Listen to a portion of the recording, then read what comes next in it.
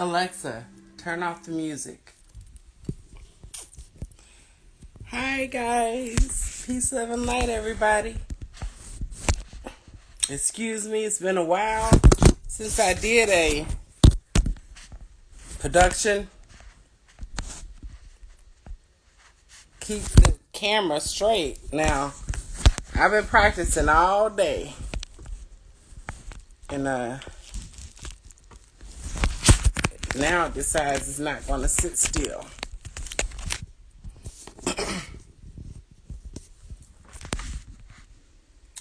Okay. I need some real camera stuff. So I think I have it. Trazana Staples here. Shit. I'm sorry, guys. If anybody's watching.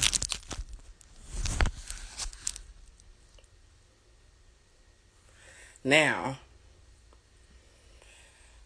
hopefully that will stay. I have a very special guest in for my first Instagram live. And his name is Greg Graham, aka AVM Superhero. And I can't recall how I got connected with him. I think someone sent me one of his videos, and I sent him a message, and ever since, in a short time, I feel like I have known him forever. He is truly, truly a gifted brother. He is truly a phoenix rising. And tonight, or today, is his third stroke anniversary. So let me try to get him in there.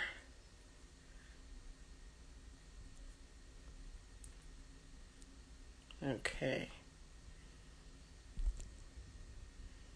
Okay. Did I do it?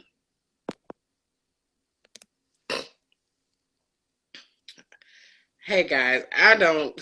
Oh, I think it's working. Hey, Queen, what's going Hey, on? brother, peace, love, and light. I'm Peace, love, and life to having you, sister. technical difficulties because I don't know how to use Well, you did the good. You line. did good. You did well.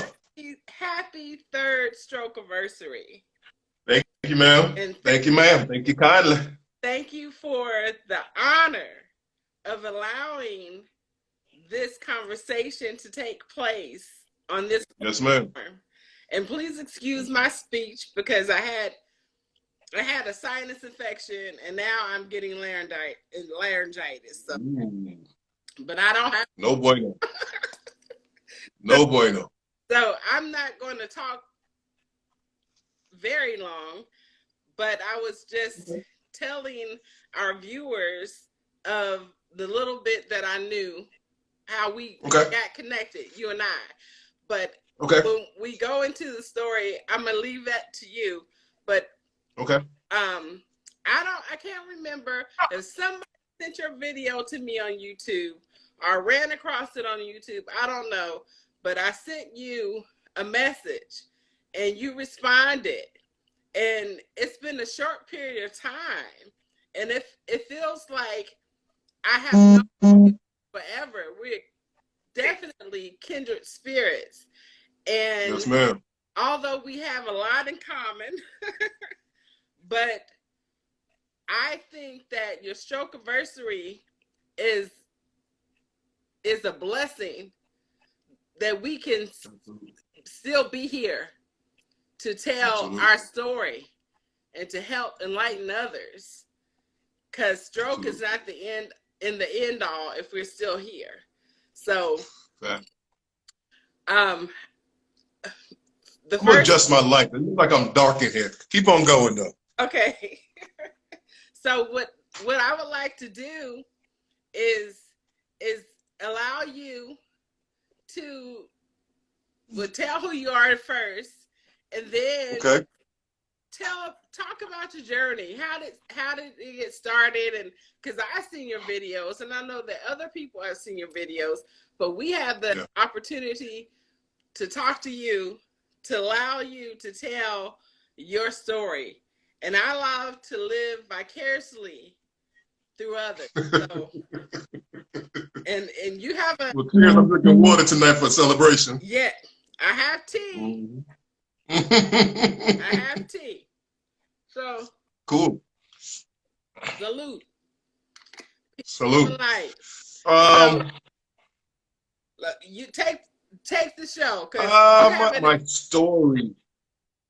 My story is pretty long. I don't really want to talk about that part before my stroke. Let's talk about what happened afterwards. Uh, Okay. I was married, or I'm still married, but I'm separated from my wife. But what I noticed is that when that happened, hey Lena, how you doing? When that happened to me, it changed the dynamic in my household. I was the breadwinner. My wife didn't work for about 10 to 15 years, and overnight that this changed. I had to go back and be the breadwinner. Uh, and at that time, my and you probably can attest to this as well. My brain wasn't quiet. Um, when I had my stroke, I had hallucinations. Um, I had things happening with me that I couldn't control. I didn't see a psychiatrist or anything like that. So it was very hard for me to deal with being a husband and a father at the same time as being a stroke survivor. So at the end of the day, I noticed that it was hurting my wife, it was hurting my children. So I left. I left my home and I was homeless. I spent some time at my cousin's house and I spent some time at my sister's house, but no fault to them, and also no fault to my separated wife is that they didn't know how to take care of a stroke survivor. Um, they assumed that since you look good, you can talk, you can walk, you're past the struggle, but they don't understand the hidden disability. So I went to New York. And my mother is from New York, and I went back and stayed with her. She used to be working with occupational therapy, physical therapy, so she knew how to deal with me. And I was very edgy. I was very rude to people, and I didn't realize that I was. I was a jerk, and I probably still am a jerk. But the thing was that I had to tell my mother, if I hurt your feelings, don't just hold it in and go about your day. Tell me that I hurt your feelings, and then I'll register it, and then I'll apologize. Uh, so that's what our relationship became. Me and my mother, she recognized that there's a new Greg. That Greg died on November 27, 2017, and this new Greg is here, and I have to deal with it because that old Greg is not coming back. So once we had that type of understanding, our communication became better because that she will always come to, hey, Greg, what do you think about this? I'm like, I don't know. I don't really think that way anymore. It was more about, okay, Greg, this is what we're going to do. Do you have anything to add to it? Instead of just coming to me for the initial thought process of it. So that made me still feel included, but then it made me feel like a necessary child. But I came to New York to get better and get health insurance, and New York is better with, I guess, giving medical help without insurance than Georgia is. So after 2 years, I had my time of disability, saying that I've been disabled for 2 years, and the federal government gave me Medicare. So I was able to move back down to Georgia to be closer to my daughters. So now this year, July, there was a lull in the pandemic, so I came back down here to be next to my daughters. And when I did that, it was kind of rough on me still because I had nobody here. I'm only with my daughters 4 days out of the month, and the other time I'm basically home So I'm like, I need to do something. I need to figure out what I need to do. So that's how I came up with what's called the AVM superhero. Okay. And with the AVM superhero is when I give out caregiver baskets to stroke survivor caregivers. I first gave out of my own money. Then I got donations. Thank you as well. You gave me a donation as well to do that. And each month I do a lottery of all these different stroke survivor caregivers that I have. And each month somebody gets a basket. So we're on our fourth month now. We're going to do one on November 30th to give away to somebody who needs it desperately. Now, the reason why I'm really doing all that is because I noticed that I got a gift that I guess it got a little bit more profound after I had my stroke. I always was able to help out people, but the way I helped out people, a lot of times people get annoyed with that. But I could also feel their energy there.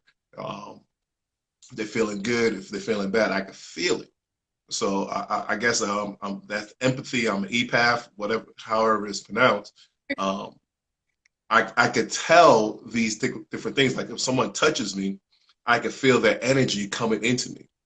Um, or if I could feel their sickness when they touch me. I don't know if it's weird saying it, but I have that particular talent. That's not weird. So it's not weird at all, huh? Not to me. Okay.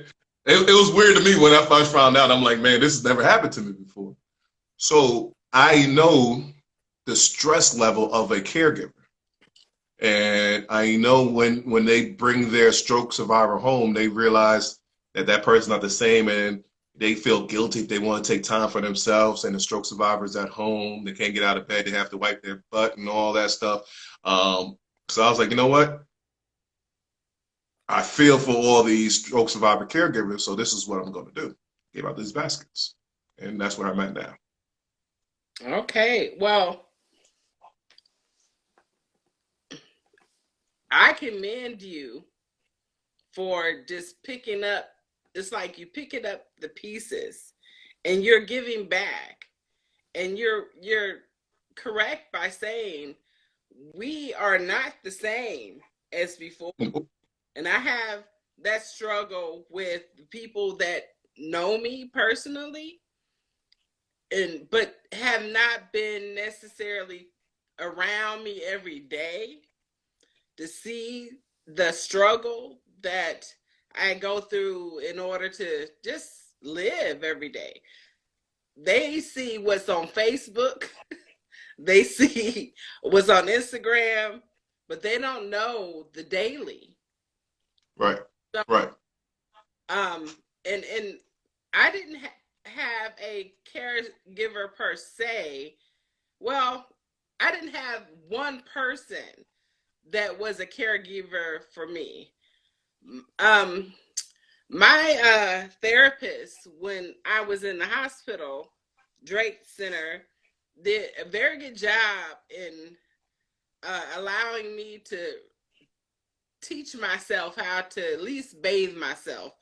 And, Mm. for me, see, I'm a flirtatious person, and several times I forgot I Really? had a stroke, and he was a fine nurse coming at night.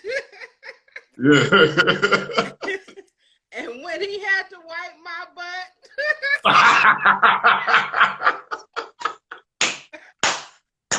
I said, okay, I'm not going to be the same.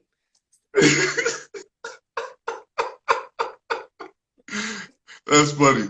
I got a little story to tell, like something like that too. When I was in the hospital, I was in Louisville, Kentucky, with my hospital, and the first time I went to the bathroom and do number two, it was all over the place. So I had male nurses, and what happened was when they started cleaning me up, I was saying crazy jokes, insane jokes. So the joke that I said to them, I said, my grandmother would turn over in her grave now seeing two white guys wiping my butt. Oh, I was too much. I'm sorry, No, but I had to hey, say it. all jokes aside, we have to laugh to keep from. Mm-hmm. And this aside of stroke, because some people, when we, well, for me, I had gone through phases throughout my recovery, and we talked. My stroke happened a month before yours did. And Mm-hmm. we had a lot that was very similar, but I Mm-hmm. remember going through phases, and there was a phase of anger, Mm-hmm. a phase of pity, Mm-hmm. a phase of why did this happen to me? I don't deserve it. I was angry. I was snapping at people too. But that's just the part of the psyche from going through a serious injury. I mean, you can Mm-hmm. injure your arm and you can get a cast, or you can injure your foot or leg and you might have to get amputated. But the most part of that, you can still, get around or use the wheelchair or get a prosthetic. But you can, for me, and I could be wrong, you can correct me, but it's different from a stroke survivor. Can you speak on you having to get back into society after, Oh, okay, after you um started the superhero, and now I'm seeing that you have a Facebook page, a Facebook group, and people don't know.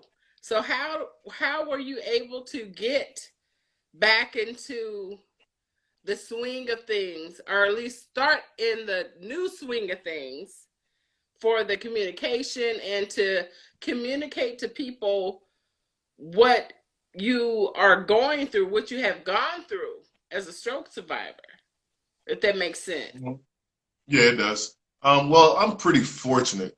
And the reason why I say I'm pretty fortunate, I have friends that are very popular on Facebook and Instagram that I could actually piggyback on. They don't mind me piggyback off of them.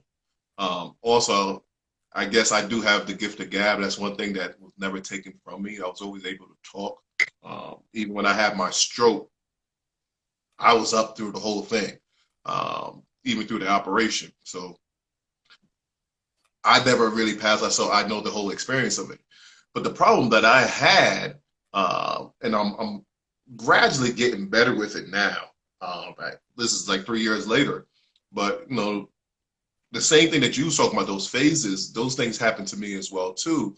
But what was really bothering me was I was used to making over six figures a year, and now I make a quarter of that. And now I have to try to adjust, being that type of man that I was. I'm used to being able to taking my friends out and the check is on me. Now I'm going out. I can't do that. I'm used to going on all inclusive vacations. I can't do that anymore. I'm used to being the person that people could rely on. Now I have to rely on other people. So now it's just changing your aspect of your mind and saying, okay, this is what you're used to. This is what you set your standards to. You know, I went to school, got my degree, worked with big time companies, and now all that's for nothing. Like, what do I do now? So now I have to really deal with my mental state and then what I could do financially. And also, as you can see, I'm a big person. I'm about 6'4", 250 pounds, 260 pounds, I'm sorry. And I can't do the things that I used to do anymore. So all those things come to your mind as a man. Okay, I can't defend myself. I can't defend my children. I can't provide for myself. I can't provide for my children. I'm on government assistance. I had to get around that and stop thinking that that's how you define a man. So I really had to take time to myself, a lot of meditation, a lot of alone time to really find out who the new Greg Graham is. And that's why the AVM superhero come about. It's like my alter ego. That's I'm used to doing the things that I'm doing now. I'm used to helping out people. I'm used to talking. I used to be a trainer for corporate 500 companies. Corporate 500 companies. I used to be able to do these things. So talking in front of the camera, um, talking to people on the phone, motivating people to get themselves out of the funk that they're in. I'm used to doing that. The problem that I have now is that, and I guess this pandemic is helping me out a little bit. I can't go and do the things that I want to do. Like if I want to buy a new car, I used to be able to just sign paper and get a new car. You know, just things like that. Is this I had to adjust my whole life to this new life, and that's the part that is very hard. But I have learned how to cope with it instead of looking at it as a downside of what the things I can't do anymore. I'm looking at things that I can do, and people telling me, "Greg, you're helping me out. Greg, this was really helpful." Because that's what a man wants to be. He wants to be able to provide something, and that's an outlet that I can have, um, and it helps me out dearly. Because if I didn't have that, I'll be if I don't have any hair, but I'll be pulling my hair out, for lack of better term. I can relate to that, and I don't know if there is an easy solution for me. Um, I just had to understand that I will never go back to being Trazana, and I have to when I would have interactions with people and family members, my children, or my mother, I process things differently. But they didn't understand that. They still don't in some place, sometimes in conversations. They don't understand uh the processing, because sometimes I can't give an answer real quick, but it's like processing. And sometimes, because I have aphasia, and so sometimes I can speak fluently, but just like now, there's a glitch at times. And so sometimes my emotions play a part.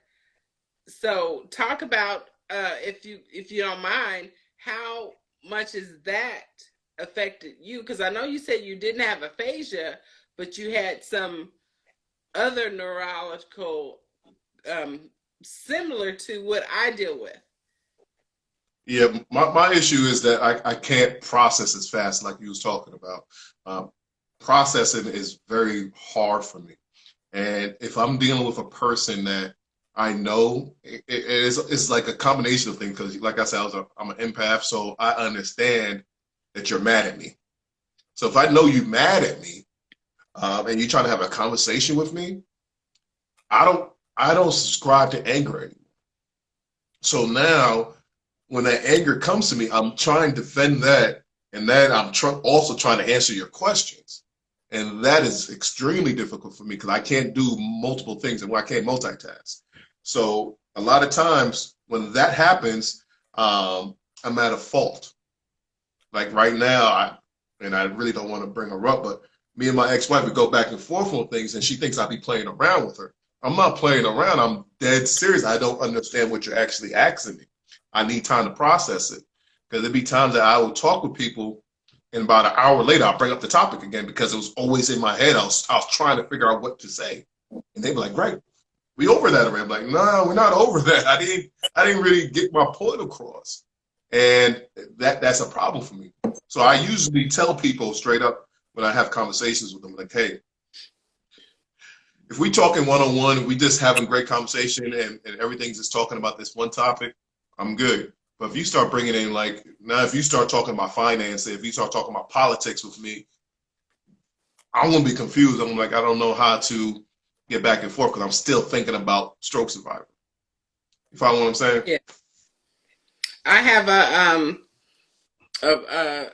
a peer in one of my stroke survivor groups from Drake Center, and she has a brain, strokes are brain injuries, and she has aphasia, but her aphasia is totally different from mine, where where I have a hard time getting words out because I know what I want to say, but sometimes I have a hard time getting my words out but her aphasia, she can't. If you say hot and cold to her, she, I mean, she knows the word hot and cold, but she couldn't tell you what it is. Mm, She, she would burn.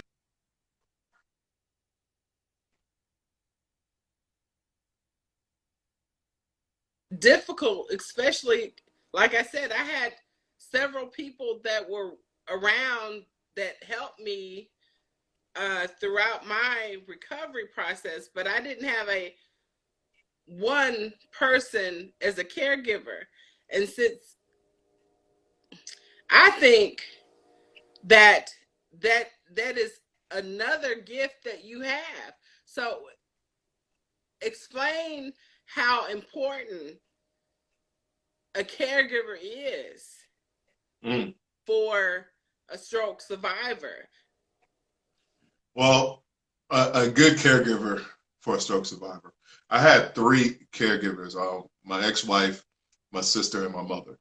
Um, my ex-wife, uh, she didn't understand how to be a caregiver for me. She had the process of dealing with her grandfather. He was a stroke survivor too, but he was a paraplegic. So since I didn't come back out as a paraplegic, I'm fine. Um, so that was a problem, and we dealing with our issues on the side, and I'm really not caring about that. I'm caring about trying to survive as a stroke survivor. I had my sister as well. She was my caregiver, but she didn't understand that I wasn't in St. Gregory. But she was looking at me like, okay, why didn't you think about that? I'm like, think about what? You told me it was okay, so I'm trusting you. You got to stop looking at me and relying on me. The best caregiver I had was my mother because obviously, she's your mother, but she understood that there is different types of stroke survivors because she worked in nursing homes, she worked in occupational therapy, physical therapy. So she understood that every stroke survivor is different. And we might look like we are healthy and good, but that's not necessarily the case. And that brings up the next point of what I do. Besides doing the care baskets, I also talk to um, stroke survivor caregivers that are new to it. You know, a lot of people look at my Instagram page, and as soon as their spouse has a stroke, they go and start looking for help, and they come across my page, and they be asking me questions. I'm like, well, okay, get all the stuff that you need now. Understand what a stroke is now, because when you get home, nobody's going to help you out. All the help you think you're going to get, you're not going to get. Um, and I try to prepare people for it. Some people listen, take heed, and they become very successful with being a caregiver. Some people don't because they automatically assume, like you was talking about before, if you get your arm cut off or you get, you have a bruise or something, they just think automatically once that is healed, you're fine. No, this is a lifelong journey. And if you don't understand that as a caregiver, you're gonna pull your hair out. I look at statistics about this. It says that people that are married to someone that have head trauma 80% of them end up in divorce because they just can't handle it. Nobody prepares you for it. When you get married, uh, there's no counseling says, okay, the sick part. It's a for better or for worse, sickness, and they say that in vows, but there is no counseling on saying, okay, now if what happens if your husband or wife comes home with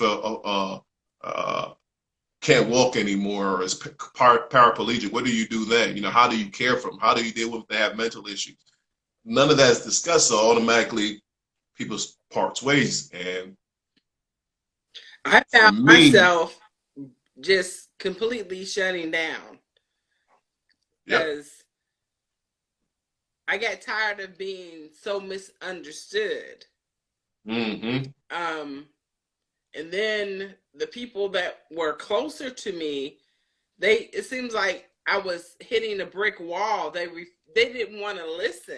So what Mm-hmm. tell people who are not even caregivers, who are close to a stroke survivor, and they're just trying to figure this whole stroke journey out.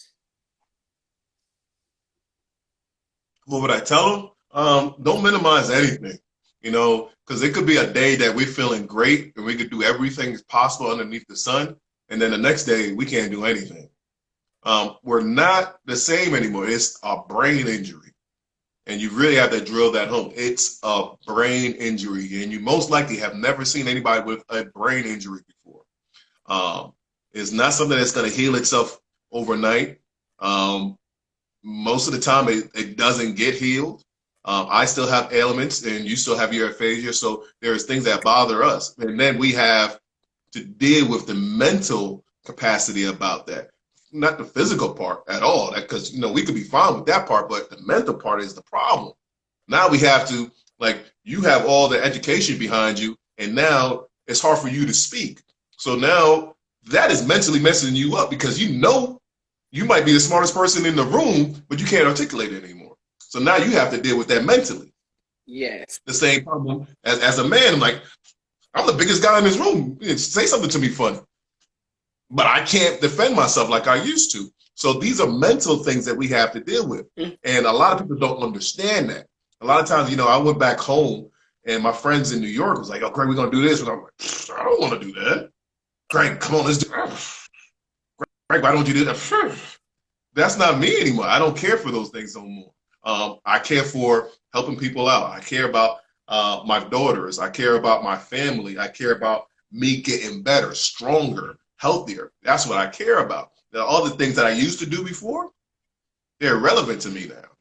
Or when people come up to me, and maybe you could probably attest to this as well. When people come to me and start talking drama or rumors about people, I'm like, stop. I don't even deal with that. I don't subscribe to that anymore. Whatever that person has done to you, that's what that person has done to you. Don't come to me with that negative energy. I don't want it at all. And I just move forward from that.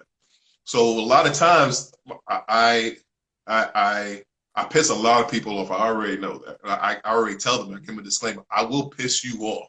You hang around with me long enough, I will piss you off because I don't see the things that you see anymore. I see something different.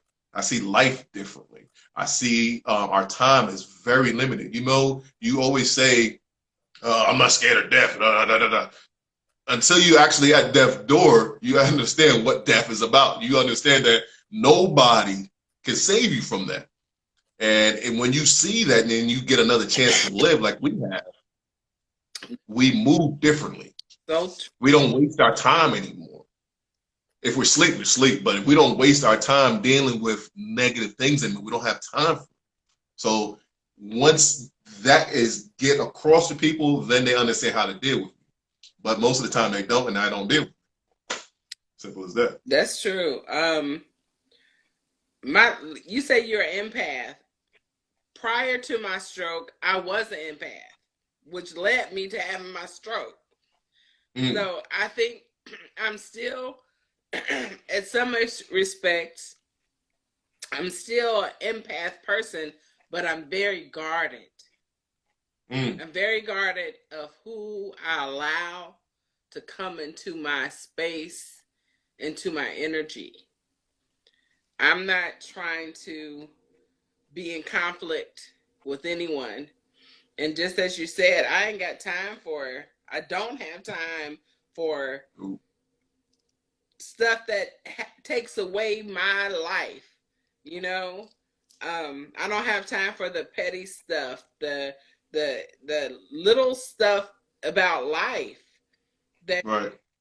When I wake up in the morning, I go outside. I have squirrels that I feed, and I listen to the wind. I listen to the nature and those things. Like, I thought I was doing that, but I really do that now. And I know that as I'm ascending into I'm still recovering. We'll never be recovered. We're constantly recovering. It's an ever going circle or ever going path that we're taking now. So, with saying that, how are you coping? Or that might that might be the wrong word, but that's the only word I can speak of right now. Um, to your new life, your new path. You got the AVM superhero, but you still have Greg Graham. It's like Right. it's like Bruce Wayne and Batman. Batman. Um, the way I cope with it is I do a lot of trial and error. Um, there is people that I talk to, and I do it just on the purpose of I know that a person could be wrong for me, but I need to find out for sure.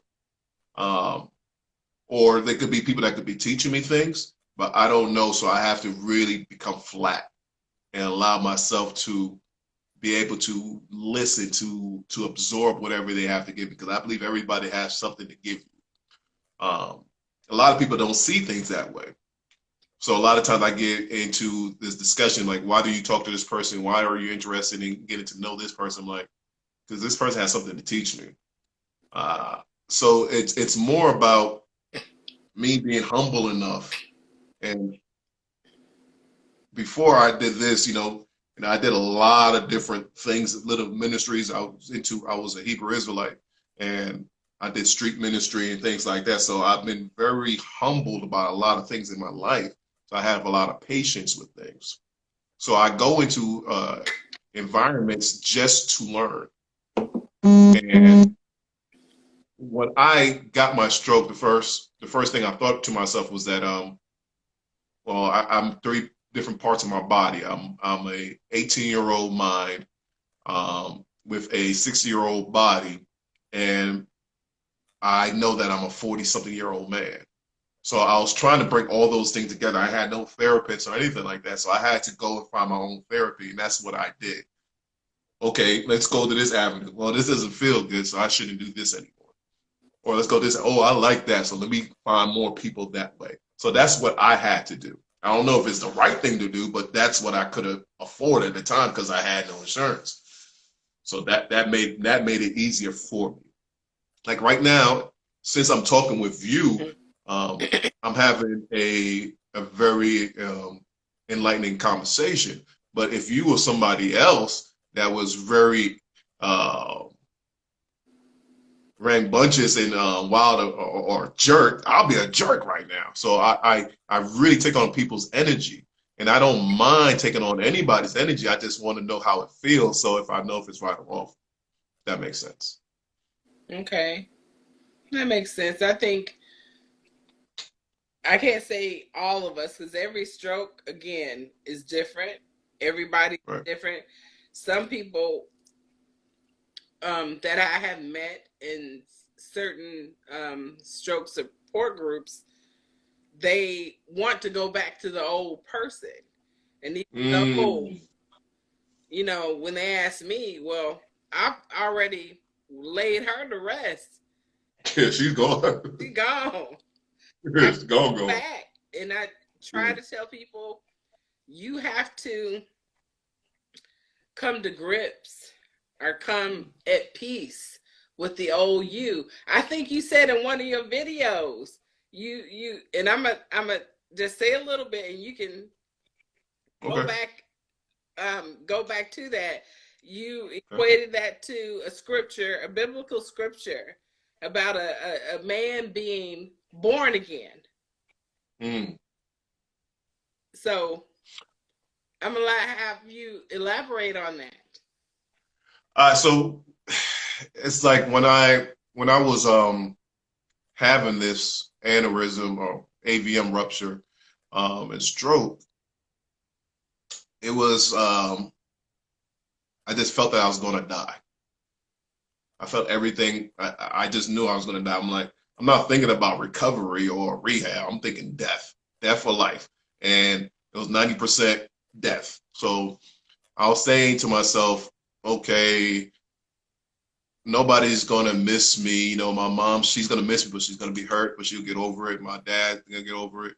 My wife, she get over it. And I thought about my kids. I was like, that's too much. I gotta still teach them, and I just turned and asked God, give me another chance for my daughters. And I heard okay.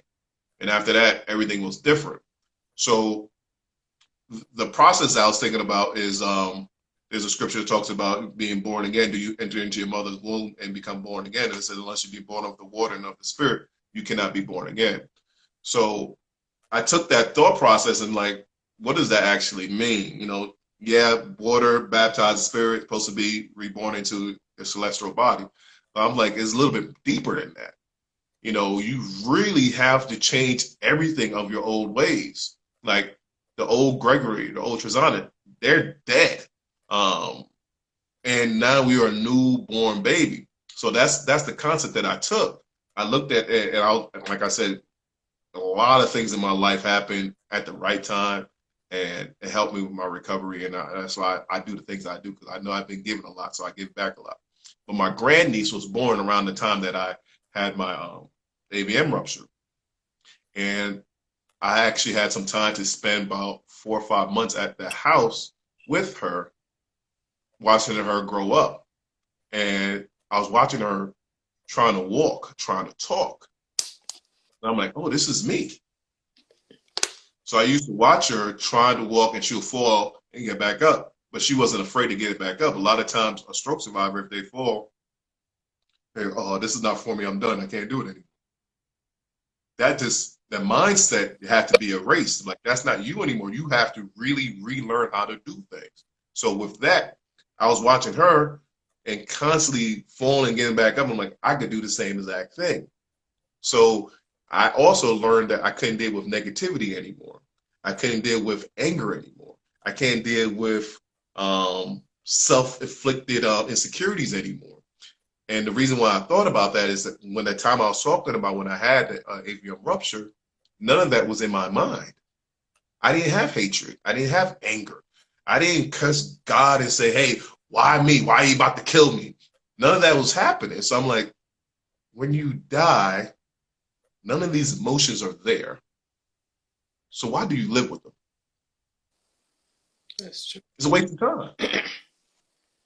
That's profound.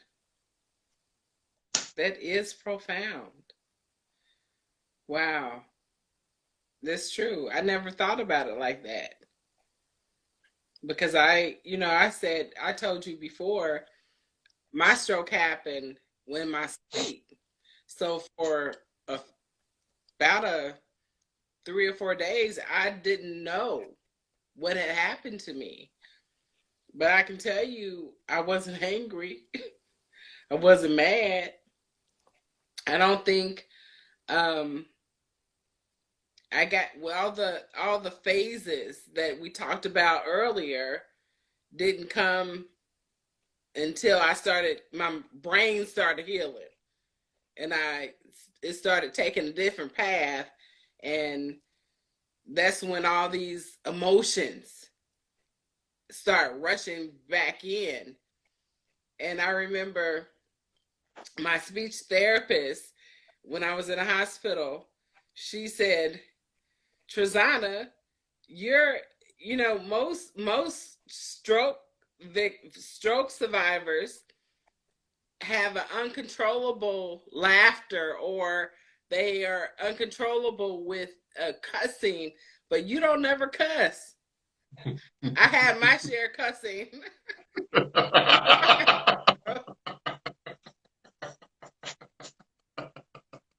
I believe you. I believe you. Trust me. I believe you. Trust me, I believe you, because I do the same.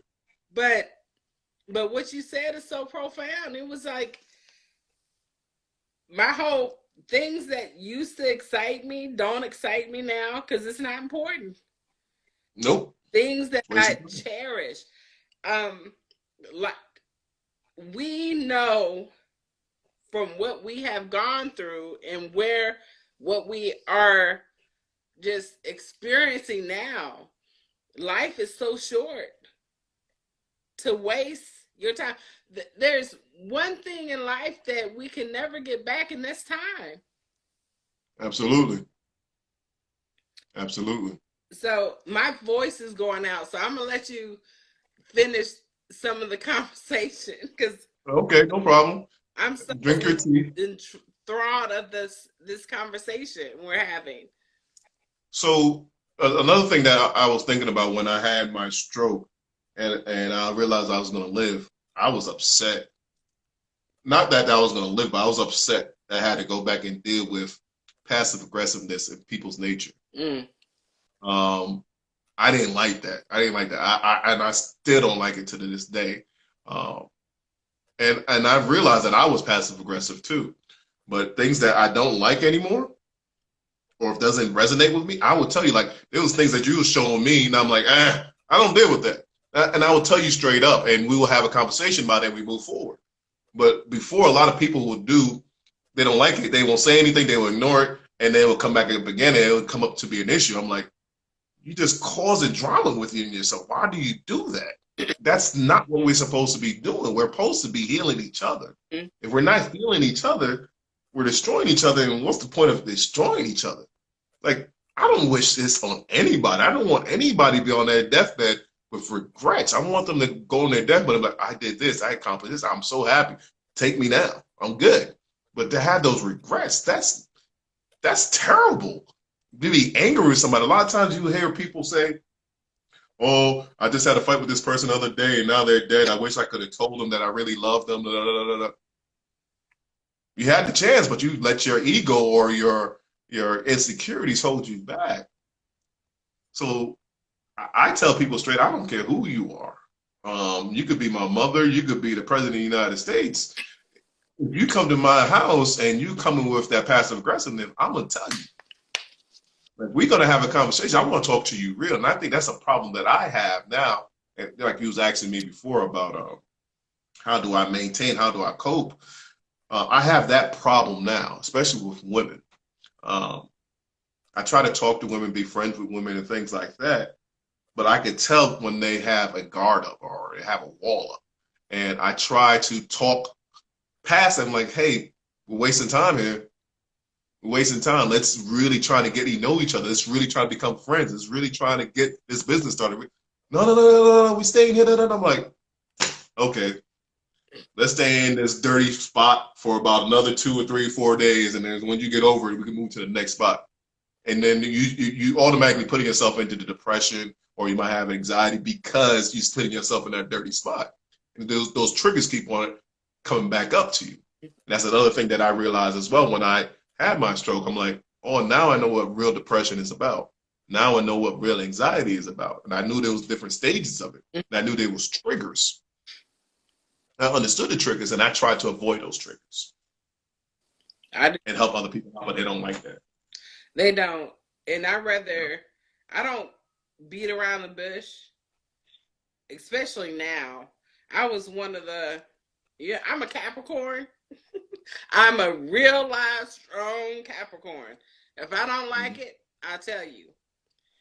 Straight up. If I love it, I'll tell you. I don't beat around the bush. But now I cut people off at where I see it coming. It's like you talk about your superpower.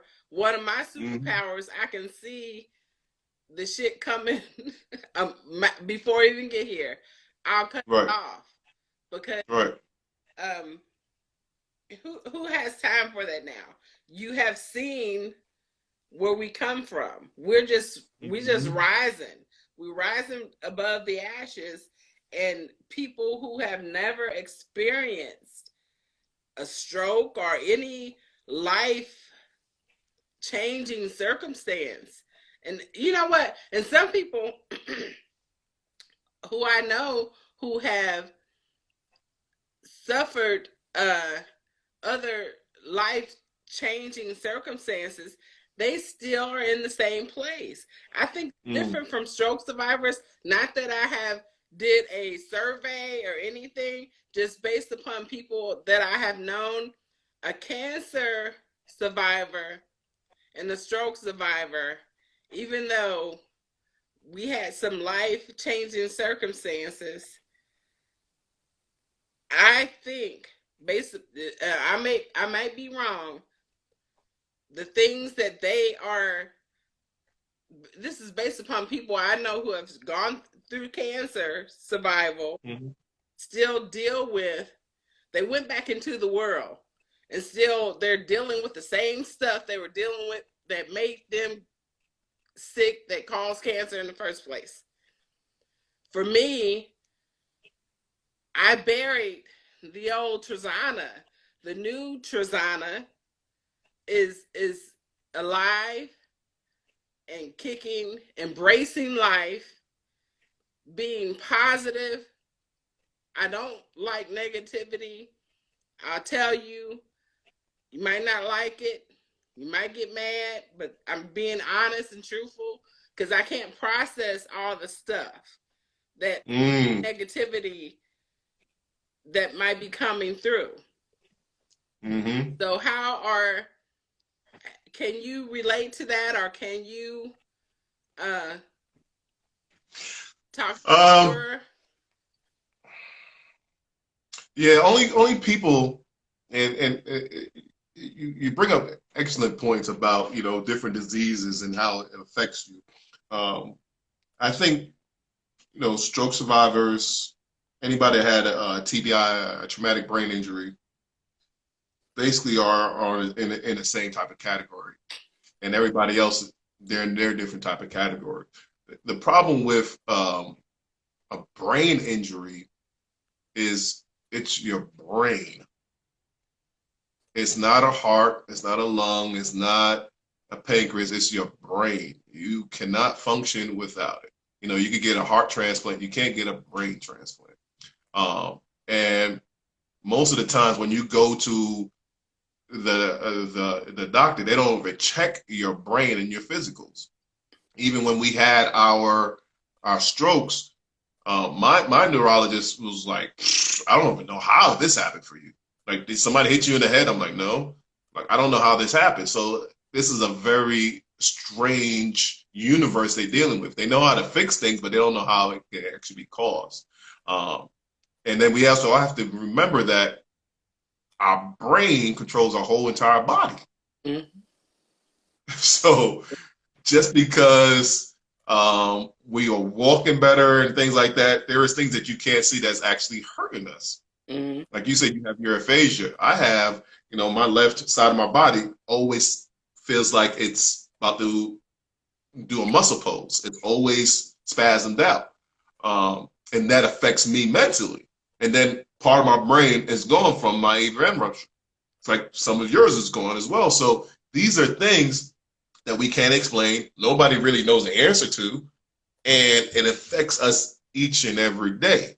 mm. Now, you could have had a heart attack 4 years ago, yeah, and you're mindful about what happened to your heart attack, and you keep, your body better, but it's really not in your thoughts. You might be in your thoughts like, oh, I can't run too fast, and it might hurt me, blah, blah, blah, blah, blah. But every waking moment, every thought is affected when your brain is messed up. So, yeah, it's different. It has to be different. But I want to even drill down further into that is that we are dealing with a society right now that mental illness is being undiagnosed a lot. So Especially my yeah, especially in our community, mm, and that's the major problem that I found, and I don't know if you could attest to this as well. That I would talk to people, and I was really relying on people to help me get my mental stability back. But then I realized there's a lot of people that really are messed up in mental health that they are even worse off than I am. oh my God. Oh my God. Greg, people, It's I'm crazy. like looking at them like I'm the one that had the stroke. Yeah.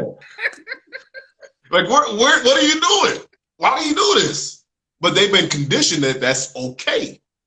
And that's what I had to realize in myself too. These are the things I had to actually teach myself. That's why I say, well, I will go to different people in different scenarios and put myself in different situations just because I was trying to figure out what is normal, what is not.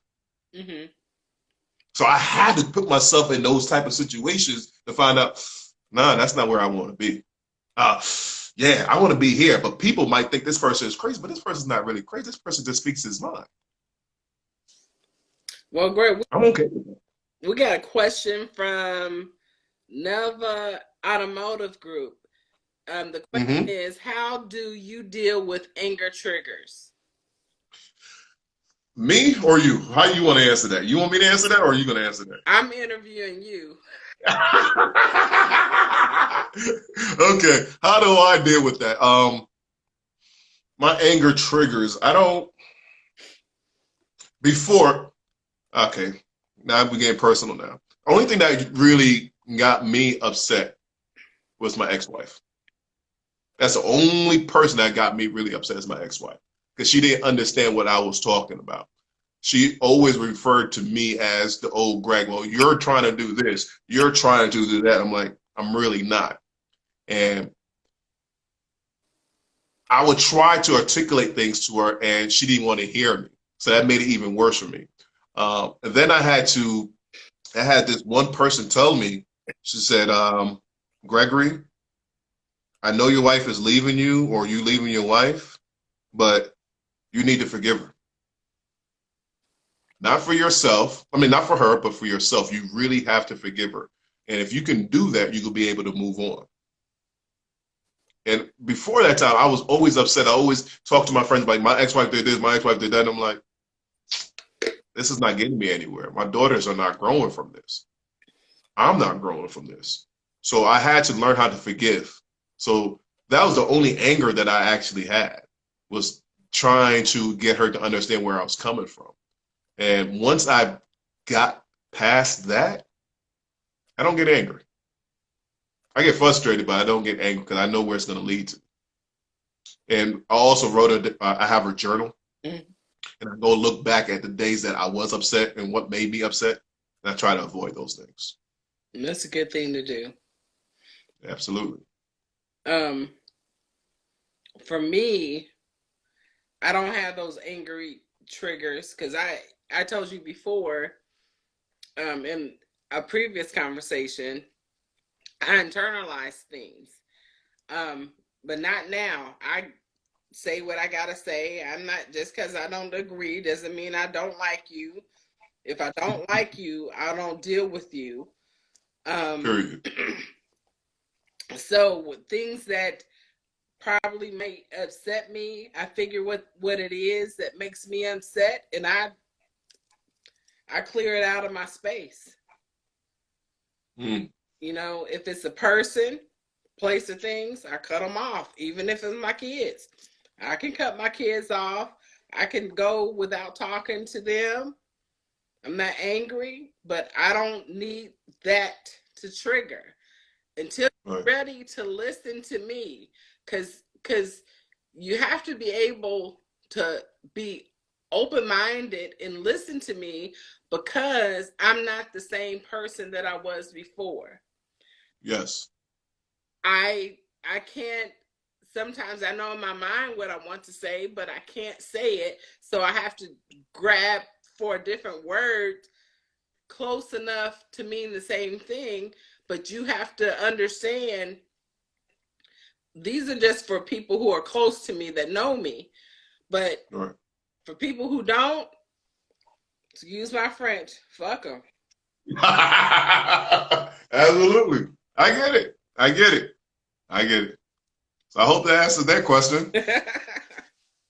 No, but it makes complete sense because honestly, and you could say yeah and nay to this, but I know when I start getting angry, uh, I get into a depression, and then I'm stuck for about a week. I'm really down for a week if I actually allow myself to go through those triggers, and nothing is getting done, I know that will happen to me because I know I'm slow to react to things and I'm slow to recover from things. So I just keep that in mind. Like I'm not no, I can't do it. I got too much things to do. And we Like right, we're not trying to have another stroke either. that too. Like this month for me, even though it's my rebirth, it's a very somber month for me. A lot of things happen to me in this month. I don't really like November at all. Like as you can see, my posts are they once a week type of thing. I don't really like to deal with November at all because there's a lot of tragedy that happened to me in my life. You know, I left my home in November. I left. I got fired from my job in the year before in November. Things like this. There's a lot of things that's happened to me in my life that slows me down. So this part I thought I was over with already, but this part right here slowed me back down a little bit. So I've been on that reserve track. So even when this interview, you was like, Greg, can we do it this week? I'm like, oh, I don't know. Then I was like, you know what? Let's go. That was if I'm ready. it. But then when you came back and said, let's do it, I'm like, okay, I don't know how I'm gonna do it, but I'll Hey, try. I didn't want if to there's a will, there's a way. pass by. If there's a will, there's a way. That's right. Yeah. You know, and people who what I'm finding is, Greg, and you can Yeah. speak on this, is that Okay. especially those who are closer to you, meaning that maybe it's a cousin that grew up with you, or a childhood friend who was, or just a friend who knew you prior to the stroke, and even new friends. They and that, which is the reason I started my fund to help people understand what stroke survivors deal with. Right. They don't even read the stuff I post or the information to understand. So how do you um, get people to understand stroke survivors? Because everybody, like we said, everybody's stroke is different. Everybody's recovery is different. Um, but like you might ask me a question, um, and the answer might be hot or cold, but I will give you an answer of warm. But then that triggers that other person, like, that's not what I asked you, or don't you remember this, or whatever. So how do you get people to understand when they're dealing with a stroke survivor? Um. Yeah, people don't want to understand. That's true. Uh. Well, there's two different ways that I can answer that for you. When I'm on social media, the way I answer is by doing what we're doing right now. I converse with people that have a stroke or caregivers so they could actually tell their side of the story. So a lot of people can see, oh, that sounds like mine, but that's a little bit different. That sounds like mine. That's a little bit. So they can always put these pieces together because they have to actually learn that there's different pieces to this. In my regular life, I lose a lot of friends because they don't understand that, or they'll say to me, "Well, at least you're alive." All right, yeah, but I'm not living like how I used to live. This is not living for me. This is totally different. This is hard for me. So they don't understand that that mental part of me is gone. Um, so I usually stay by myself. That's why I'm very comfortable being by myself. I love being by myself. So to actually answer that second part is basically I I have to cut a person off for them to actually realize what the heck I'm talking about. And if they decide to come back, they know they can't come back with the same old stuff that I used to deal with before my stroke. They know they have to be not necessarily on eggshells, but they have to be on their A game with their thought process, the way they talk with me, the way they act around me. Because if it's stupid, I'm gonna tell you you're stupid, and I don't care. I got you. I'm with you with that. Me too. Um, I know that people, uh, don't quite understand. Um, like for instance, I just moved in this apartment, and I went to court last week, and I found Okay. that people who know that you have a stroke, they don't care. Just society itself, people don't care. You don't. So I went to court, and the magistrate refused to listen to my attorney. She didn't look at any of the evidence. And this was for my first apartment after my stroke, when I first became re-independent. Um, they don't care. There could have been a lot of things, regardless on what it is. Could have been racism, could have been feminism, it could have been whatever. But I believe that there are more of us who care, but they're hidden than those that don't. And I'm not saying like caring for just because you had a stroke, you could do whatever. Like having empathy. I think that's the word I'm looking for. Empathy. Empathy that because you had a stroke, I know I need to, because I didn't have a stroke, and I know I need to be sympathetic, um, and try to understand your dilemma, whatever the situation is. Um, Even when you go to the store, some people, when you go to the store and they have the little carts to ride you in the store, and if I don't take my cane with me, people are looking like, why are you on that the cart? Because I have aphasia, but I also, on my right side, my left hand and left arm are stronger than my right. I'm sorry, my right hand and right arm are stronger than my right leg. So I have a limp, and I take my cane if I have to go out. But if people don't see the cane, the stairs, like, why is she on this cart? This is for people who need it. And then when they see the cane, their whole attitude is different. Have you, because we're talking about the invisible disabilities, because if some people have strokes, you don't have any of the physical. But you sort of touched on this earlier.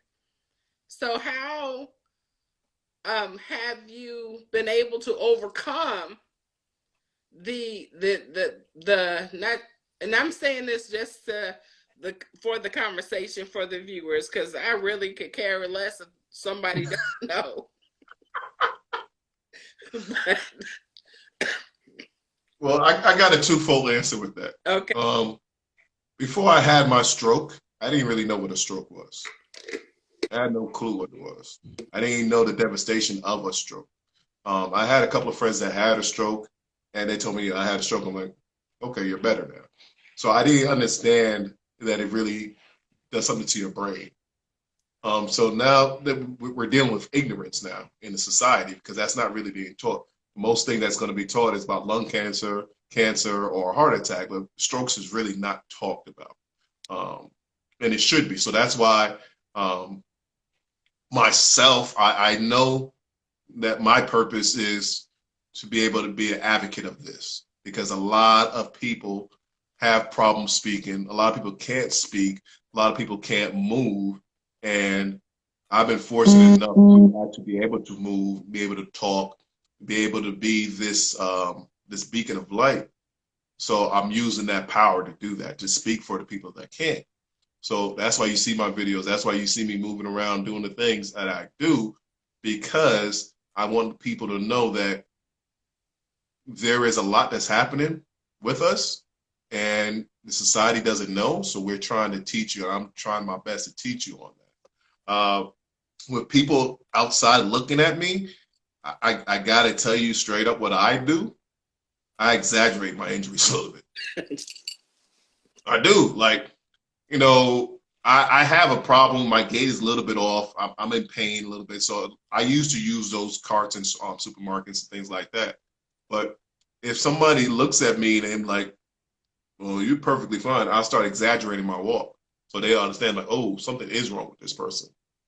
Um, and it's kind of crazy because I don't really want you to be sympathetic to me. I don't want you to be like, oh, do you want to have this seat? No, I'm good. I don't want it because I guess that's the man ego within me that I want to be able to show that who I am. Like if you look, like you honestly look at me, if you don't see me do anything outside of normal, you will think I'm a big strong guy. I'm pretty am, but a lot of people don't. I don't know. People just are stuck in their own worlds. That's the thing I was telling you about before. I don't like. I was very upset that I had to come back into this life with all this fake people. Yeah. And to me, it's not that I want sympathy. I just want people to understand. Mm. Just understand.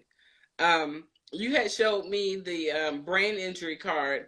I have an aphasia card, but I'm going to get a brain injury card. Let me see if I can find mine so I can show it to your audience. Okay. 1 second. Let me see if I can get it.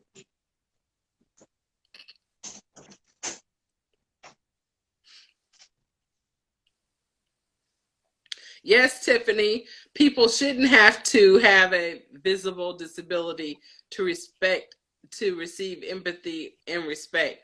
But in this society, you know, people don't even care. And that's what I have learned. I'm not saying every person, but some people don't care. And if it's not visible, they are not empathetic. So with me, like I got this card and I was like, whew.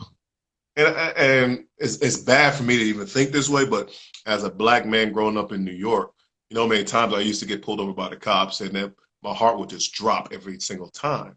So now, uh, I'm going back and forth. But I went to before the pandemic happened and everything like that.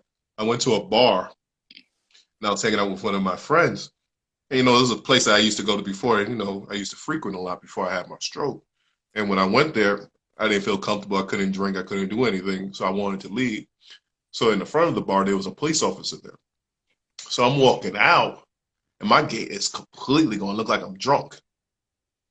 So he called me back. Hey, come here, come here, come here. What's going on with you? About to get in your car and drive? I'm like, yeah, but you know, I had a stroke. That's why I'm walking like this. He's like, oh, okay, keep on going. So after that, I'm like, sometimes it might be somebody I'm going to be dealing with that could be very ignorant. They don't really want to deal with it. So I got this card right here. I don't know if you can see it or not. It's the back of it right here. It's the brain injury card. And I have it here and I show whoever is actually around me that I had a brain injury. I don't know if it helps, but it's a safety measure that I have to have as a black man. Like I said, I'm 6'4", 260 pounds. And if anybody want to trouble me, they could really push me over with a feather. This card, if you are wondering, it's from DeCarlo and Kaplan. Is a law firm they have, and the website is www.brainlaw.com, and they give out these cards for free. Well, thank you for sharing that information. Mm-hmm. So I don't know what the time is because I don't have any clocks up. Oh, we've been rocking and rolling, lady. I don't know what time it is either. I can look. Man, I'm blind as a bat.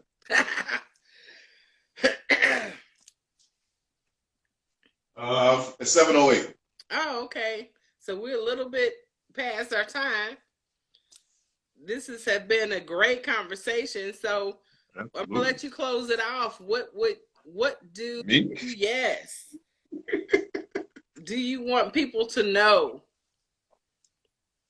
Period. Hold on. Tiffany's saying something. So if you hit your live button, it will tell you how long you've been on. Okay. Okay. If you hit that live button on the top. Well, hell.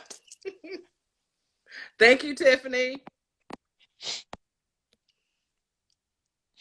I'm sorry. What was you saying, I said Trazana? that you can close us off. Um, Okay. what do you want us to know about anything?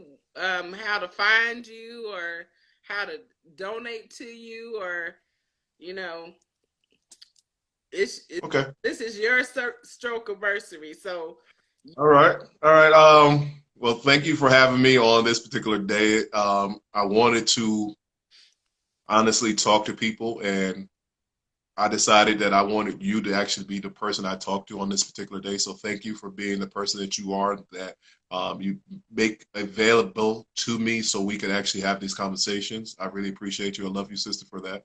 Um, what I want to leave with people is that you could find me at AVM underscore superhero on Instagram. I'm doing a caregiver basket giveaway each and every month. I give out T-shirts. It's called the AVM Superhero T-shirts. If you give a donation of $50, then you would actually get this T-shirt, and that goes to the actual caregiver basket. Um, we're trying to do this each and every month, and if I come short with the funds, it's still going to pop off. I'm gonna make sure that happens. This is very important to me because I know how much these caregivers go through things. A lot of caregivers are just thrown into it. They have no experience in it. They just find themselves into this situation. It's very disheartening. A lot of these caregivers want to kill themselves. They want to go to divorce. They don't want to deal with the situation anymore. So just giving this a little respite of some kind of some at home, 15 to 15, 20 minutes is a great thing. So once again, you can check me out on AVM underscore superhero on Instagram. You could DM me, and if you want to watch the lottery, we do it each and every month. Our next lottery is this Monday at 6 p.m. Thank you so much, Trazana, for having me. Love you, Queen. Love you so much to the end of this earth. I Thank love you, you sister. too, King, and you're like my brother now. And thank you No for doubt. giving We me can. the honor to have this platform with you. There will be more and more conversations. So Absolutely. let me get my voice together, because I think laryngitis is setting in. But Oh boy. I enjoyed this conversation, and I do thank too. I you. always love talking to you. I love talking to you. And happy You always bring something to stroke me. anniversary. Thank you, ma'am. All right. Be Peace and blessings. peace, love, and light. Good night. All right. Love you. Good night. Love you too.